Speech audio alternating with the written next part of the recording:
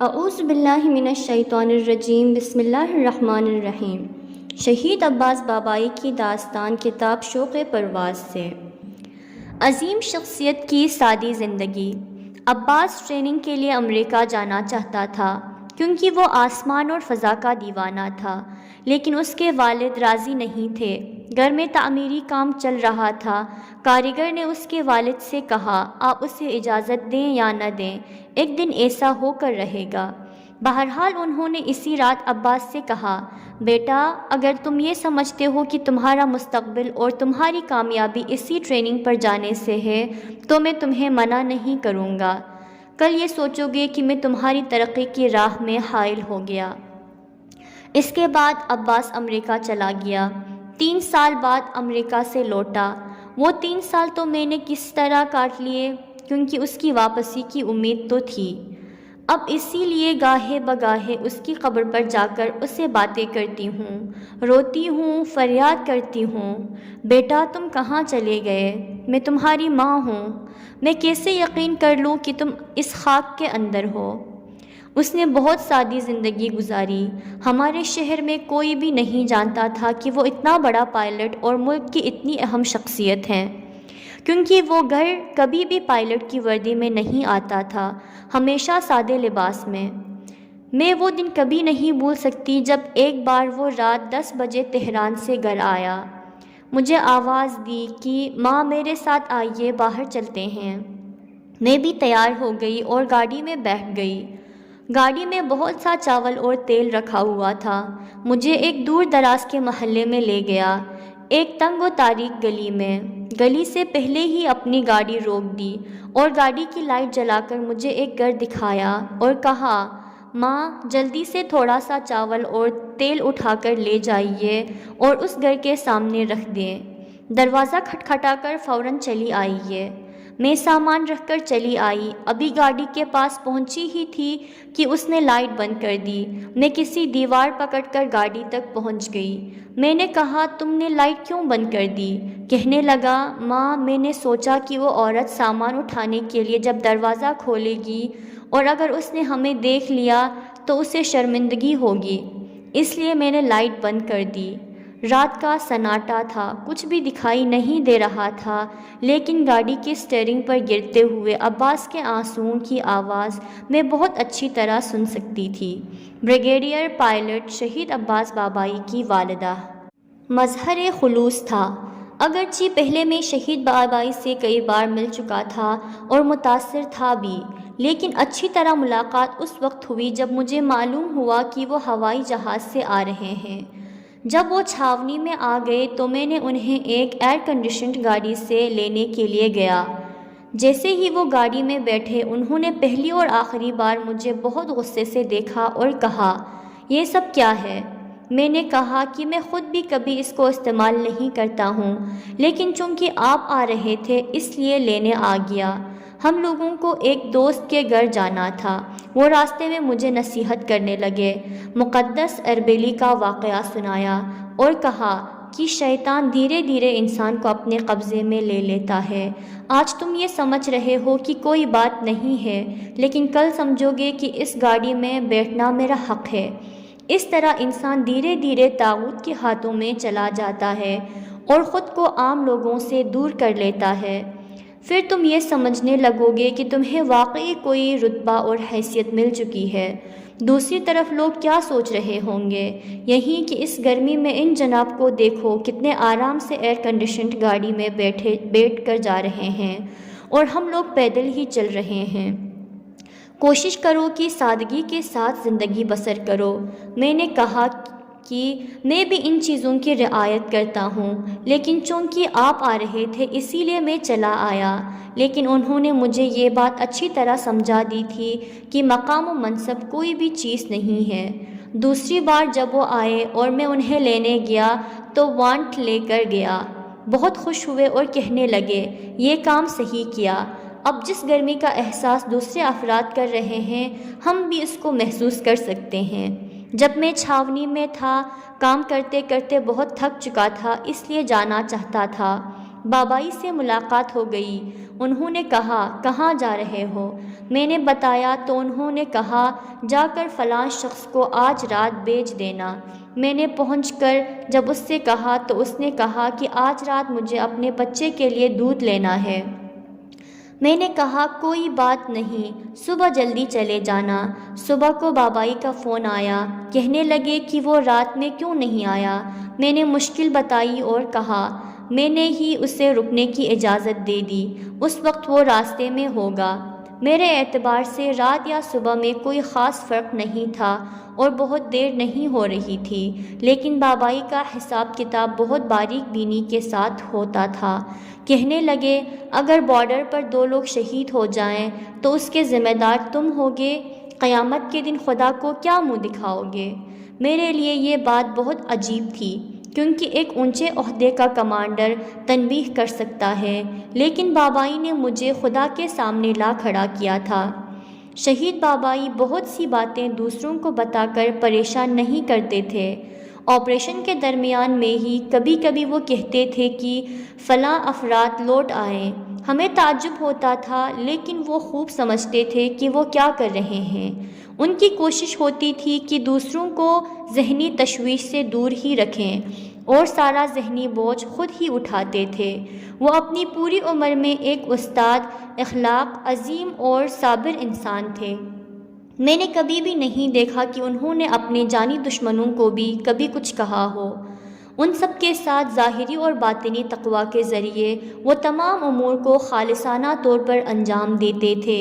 کسی بھی درجے اور فوج کا سپاہی ہو، سب کے ساتھ برابر سے پیش آتے تھے۔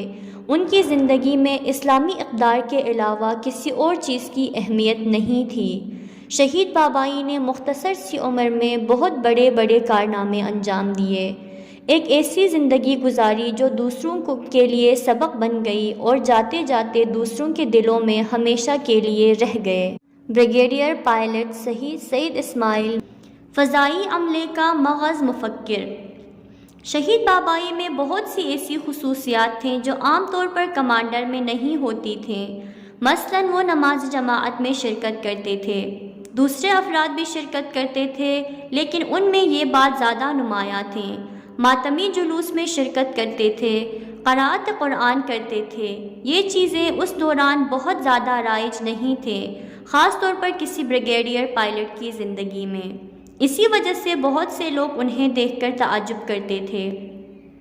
ایک خدائی اور مذہبی انسان ہونے کے ساتھ ساتھ شہید بابائی کی انتظامی صلاحیت بہت مستحکم تھی۔ وہ ایک بہترین کمانڈر تھے۔ افراد اور ان کی صلاحیتوں پر ان کی گہری نگاہ رہتی تھی۔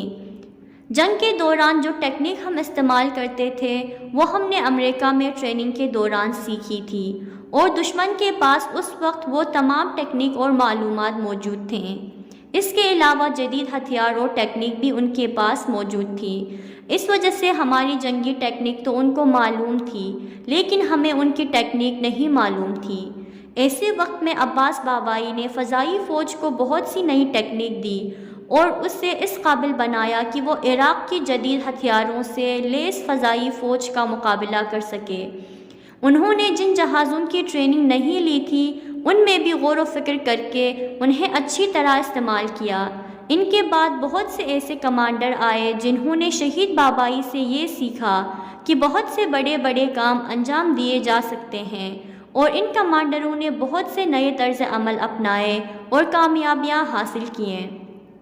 شہید بابائی کی ایک اہم خصوصیت یہ تھی کہ وہ اپنے رویہ اور طرز عمل سے ایک دوسرا بابائی بنا دیتے تھے۔ ہم میں بہت سے لوگ، جنہیں میں خود بھی تھا، ان کی طرح بننے کی کوشش کرتے تھے۔ ان کی ایک اہم خصوصیت لوگوں کے دلوں پر حکومت کرنا اور ان کی وسعت قلبی ہے۔ انہوں نے صرف باتوں کے ذریعے نہیں بلکہ اپنے عمل کے ذریعے ہم لوگوں کو خدا پر توکل اور اہل بیت سے توسل کا درس دیا ہے۔ بریگیڈیئر پائلٹ سیاوش مشیری، خدمت خلق کا عاشق۔ عباس ضرورت مندوں کی مدد اور خدمت کرنے کے دیوانے تھے۔ وہ انقلاب سے پہلے کے زمانے میں، جبکہ عام طور پر لوگ ان چیزوں کی طرف زیادہ توجہ نہیں کرتے تھے، مجھے اچھی طرح یاد ہے کہ شادی کے 2 مہینے بعد ہی عباس نے میرے کانوں میں یہ بات ڈالنا شروع کر دی کہ دنیاوی مال و متاع کی کوئی حیثیت نہیں ہے، ہمیں زیادہ سے زیادہ محروم و ضرورت مند لوگوں کی مدد کرنا چاہیے۔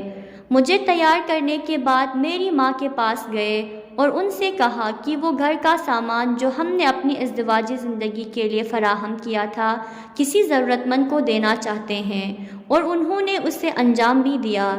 اس کے بعد تو ہماری زندگی بہت سادی ہو گئی۔ ان کے بہت سے دوست انہیں ان کاموں سے منع کرتے تھے اور کہتے تھے کہ اس 2 دن کی دنیاوی زندگی میں اچھی طرح جینا چاہیے، لیکن وہ معصومین کی احادیث کے ذریعے ان سے اپنی بات منوا لیتے تھے۔ وہ برے افراد کو بھی اپنی اچھی باتوں سے متاثر کر دیتے تھے۔ شہادت سے 3 مہینہ پہلے ہم لوگ گاڑی میں بیٹھ کر جا رہے تھے۔ اچانک مجھے کچھ عجیب سا محسوس ہوا کہ کیوں آج تک ہمارے گھر میں کوئی شہید نہیں ہوا اور ہمیں یہ شرف نہیں ملا۔ میں نے عباس سے جیسے ہی یہ بات کہی، انہوں نے اسٹیئرنگ پر سے اپنا ہاتھ ہٹا کر آسمان کی طرف بلند کیا اور کہا، خدایا تیرا شکر ہے، تو نے میری اہلیہ کے دل میں یہ بات ڈال دی۔ پھر عباس نے میری طرف رخ کیا اور کہا، اب میں آسودہ خاطر ہو گیا ہوں، میں اپنے بچوں کو تمہارے حوالے کرتا ہوں۔ عباس گھر بہت کم آتے تھے، لیکن جس تھوڑے سے وقت میں بھی آتے تھے پچھلے دنوں کی کمی پوری کر دیتے تھے۔ بچوں کے ساتھ بچوں کی طرح کھیلنا اور ہنسی مذاق کرنا ان کا شیوا تھا۔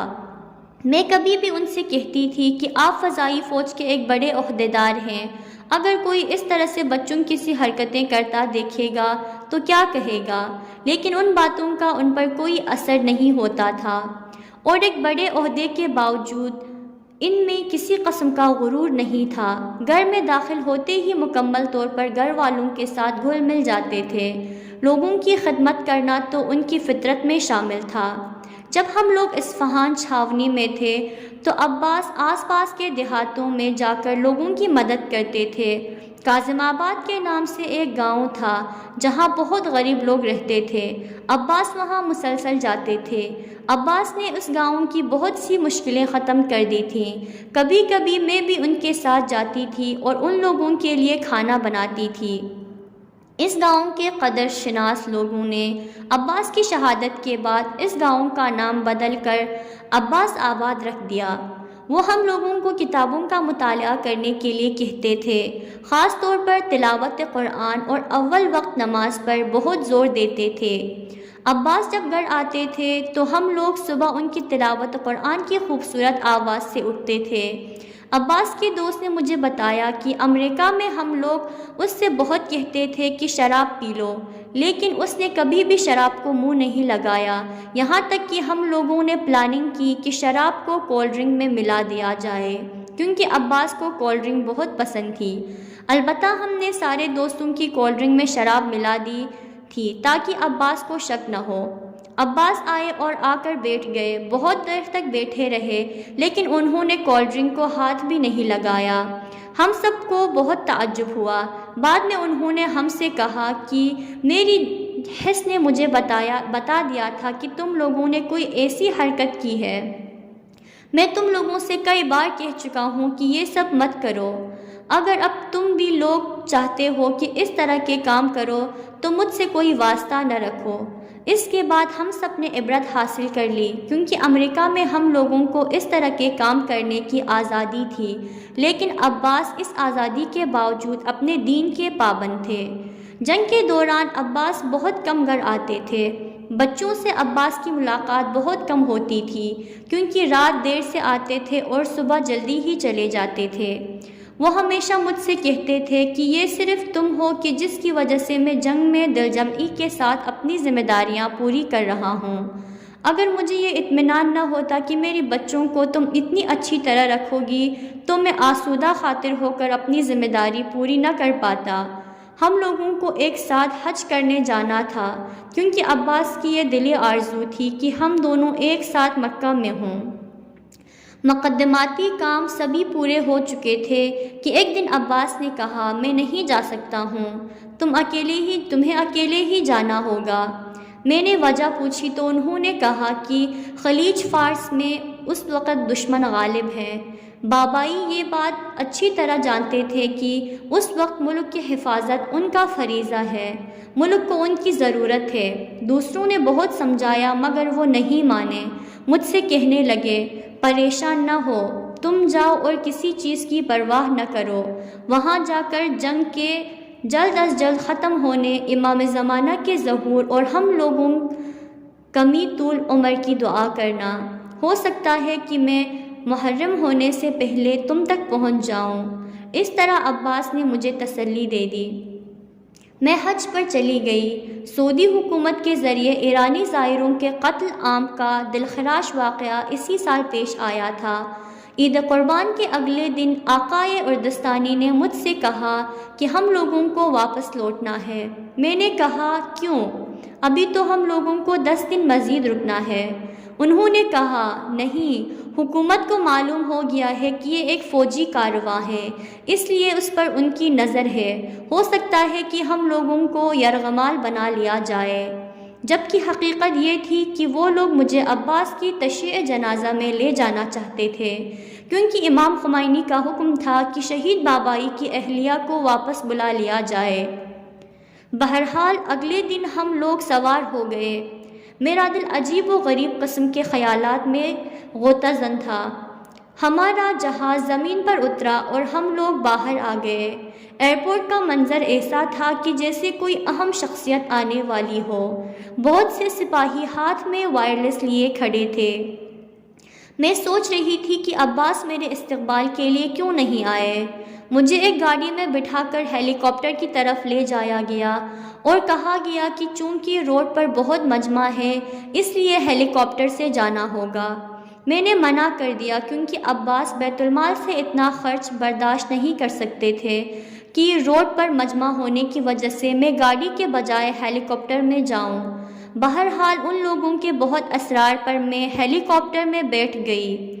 میری جستجو اور اضطراب بہت بڑھ چکا تھا کہ آخر ماجرا کیا ہے۔ میں اب گریہ کر رہی تھی۔ ایک آدمی نے مجھ سے آ کر کہا کہ عباس کا ایکسیڈنٹ ہو گیا ہے اور اسپتال میں ہے۔ تھوڑی بہت چوٹ آئی ہے لیکن زیادہ پریشان ہونے اور رونے کی ضرورت نہیں ہے۔ میری ہمت جواب دے رہی تھی۔ تبھی میں نے دیکھا کہ آقائے اردستانی اور آقائے روشن رو رہے ہیں۔ میں نے پوچھا، ماجرا کیا ہے؟ اب میں کچھ سمجھ گئی تھی۔ تشییع جنازہ کی آمادگی ہو رہی تھی۔ مجھے کولڈ اسٹوریج لے جایا گیا۔ مسکراتے ہوئے چہرے کے ساتھ عباس لیٹے ہوئے تھے۔ گولی ان کے گلے میں لگی تھی اور شہ رگ کو کاٹ گئی تھی۔ عباس، مجھ کو خدا کے گھر بیچ کر آپ خدا کے پاس چلے گئے۔ صدیقہ حکمت، بریگیڈیئر پائلٹ، شہید عباس بابا۔